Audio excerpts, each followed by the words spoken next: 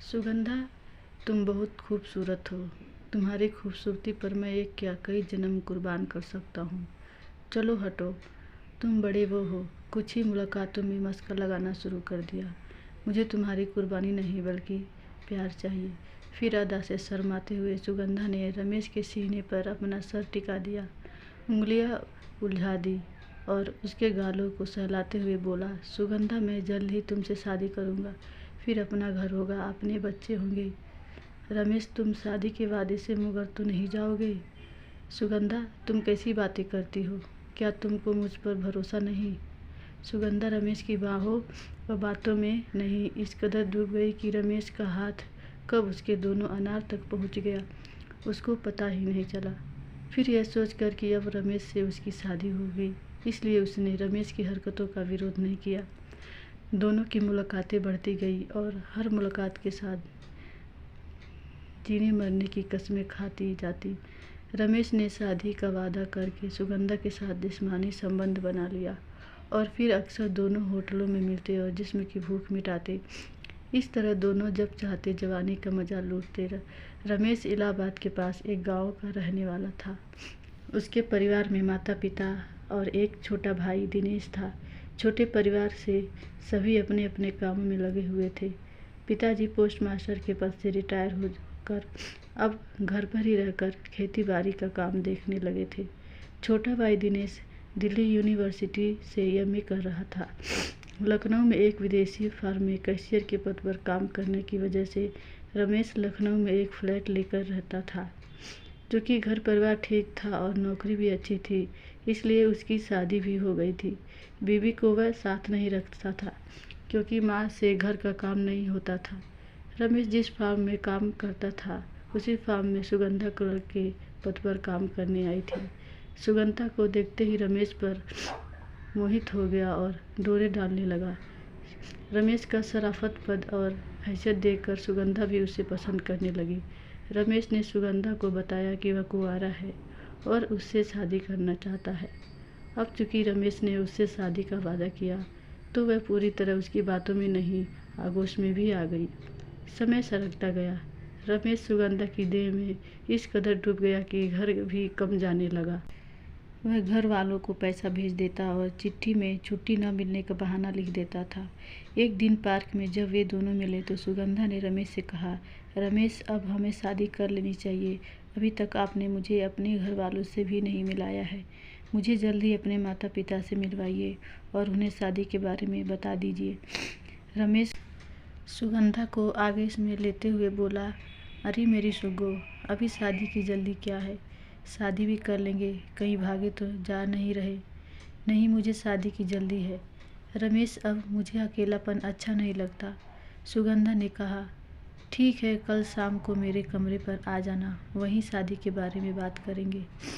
रमेश ने सुगंधा के दोनों अनारों से खेलते हुए कहा, मैं शाम को 8 बजे आपके कमरे पर आऊँगी। रमेश ने सुगंधा के होठों का एक चुंबन लेकर उससे विदा लिया। रमेश ने अभी तक शादी का वादा कर सुगंधा के साथ खूब मौज मस्ती की, लेकिन उसकी शादी की जिद से उसे डर लगने लगा था। सच तो यह था कि वह सुगंधा से छुटकारा पाना चाहता था, क्योंकि एक तो सुगंधा से उसका मन भर गया था, दूसरे वह उससे शादी नहीं कर सकता था। शाम को 8 बजने वाले थे कि रमेश के कमरे पर सुगंधा ने दस्तक दी। रमेश ने समझ लिया कि सुगंधा आ गई। उसने दरवाज़ा खोला और उसे बेडरूम में ले गया। हाँ, अब बताओ सुगंधा, तुम्हें शादी की क्यों जल्दी है? अभी कुछ दिन और मौज मस्ती से रहे, फिर शादी करेंगे। रमेश ने उससे सीने से चिपकाते हुए कहा, नहीं, जल्दी है, उसकी कुछ वजहें हैं। क्या वजहें हैं? रमेश ने चौंकते हुए पूछा। तभी बाहर दरवाजे पर हुई दस्तक से दोनों चौंके। रमेश सुगंधा को छोड़कर दरवाज़ा खोलने के लिए चला गया। सुगंधा घबराकर एक तरफ दुबक कर बैठ गई। इतने में रमेश को धकेलते हुए 3 लोग बेडरूम में आ गए।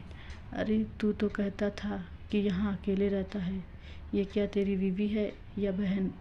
उनमें से एक पहलवान जैसे शख्स ने कहा। देखो, जबान संभाल कर बातें करो, रमेश ने कहा। तभी एक ने रमेश के गाल पर जोर का थप्पड़ मारा और उसे जबरदस्ती कुर्सी पर बैठाकर बांध दिया। तीनों सुगंधा की ओर बढ़े और उससे बेड पर पटक दिया। सुगंधा चीखती चिल्लाती रही, उनसे हाथ जोड़ती रही, पर उन्होंने एक न सुनी और बारी बारी से तीनों ने उसके साथ बलात्कार किया। उधर रमेश कुर्सी से बंधा कसमसाता रहा। जब सुगंधा को होश आया तो वह लुट चुकी थी। उसका अंग अंग दुख रहा था। वह रोने लगी। रमेश उसे हिम्मत बंधाता रहा। फिर सुगंधा के आंसू पोंछते हुए रमेश ने कहा, सुगंधा, इसको हादसा समझकर भूल जाओ। हम जल्दी ही शादी कर लेंगे, जिससे यह कलंक मिट जाएगा। सुगंधा उठी और अपने घर चली गई।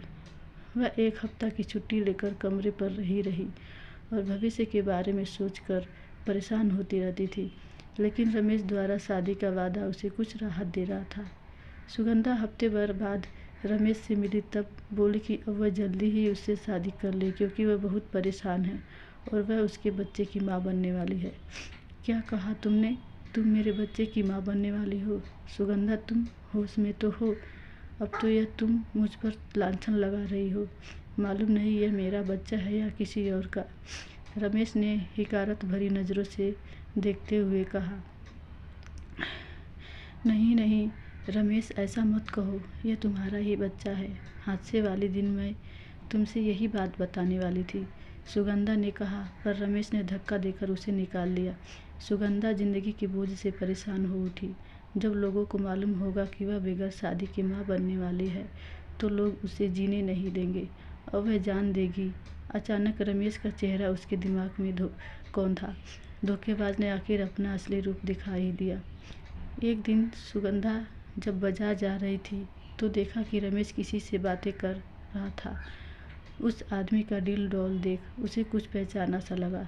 सुगंधा ने छिपते हुए नज़दीक जाकर देखा तो रमेश जिन लोगों से हंसकर बातें कर रहा था वे वही लोग थे जिन्होंने उसका रेप किया था।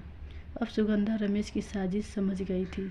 उसने मन में ठान लिया कि अब वह मरेगी नहीं, बल्कि रमेश जैसे भेड़िए से बदला लेगी।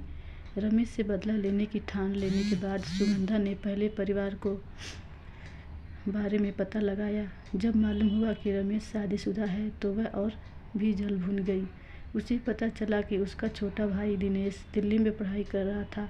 उसने लखनऊ की नौकरी छोड़ दी। दिल्ली जाकर सबसे पहले सुगंधा ने अपना पेट गिराया। फिर उसने वहीं एक कमरा किराए पर ले लिया जहां दिनेश रहता था। धीरे धीरे उसने दिनेश पर डोरे डालना शुरू किया। दिनेश को जब सुगंधा ने पूरी तरह अपने जाल में फांस लिया तब उसने दिनेश को शादी के लिए उकसाया। उसने शादी की रजामंदी दे दी। दिनेश ने रेलवे परीक्षा में अंतिम रूप से कामयाबी पा ली। अब वह अपनी मर्जी का मालिक हो गया। उसने सुगंधा से शादी के लिए अपने माता पिता को लिख दिया। लड़का अपने पैरों पर खड़ा हो गया, इसलिए उन्होंने भी शादी की इजाज़त दे दी। सुगंधा ने भी शर्त रखी, शादी कोर्ट में ही करेंगे। दिनेश को कोई एतराज़ नहीं हुआ। जब दिनेश ने अपने माता पिता को लिखा कि उसने कोर्ट में शादी कर ली है तो उन्हें इस बात का मलाल ज़रूर हुआ कि घर में शादी हुई होती तो बात ही कुछ और थी। अब जो होना था हो गया। उन्होंने गृह भोज के मौके पर दोनों को घर बुलाया। पूरा घर सजा था। बहुत से मेहमान, दोस्त, संगे संबंधी इकट्ठा थे। रमेश भी उस मौके पर अपने दोस्तों के साथ आया था। दुल्हन घूंघट में लाई गई। मुंह दिखाई के समय रमेश और उसके दोस्त उपहार लेकर पहुंचे। रमेश ने जब दुल्हन के रूप में सुगंधा को देखा तो उसके पैरों के नीचे की जमीन ही खिसक गई। रमेश और उसके दोस्त जिन्होंने सुगंधा के साथ बलात्कार किया था, सबका चेहरा शर्म से झुक गया। इस तरह सुगंधा ने अपना बदला लिया। दोस्तों, कहानी कैसी लगी हमें कमेंट में ज़रूर बताइए और ऐसे ही कहानी के लिए हमारे चैनल को सब्सक्राइब ज़रूर करें।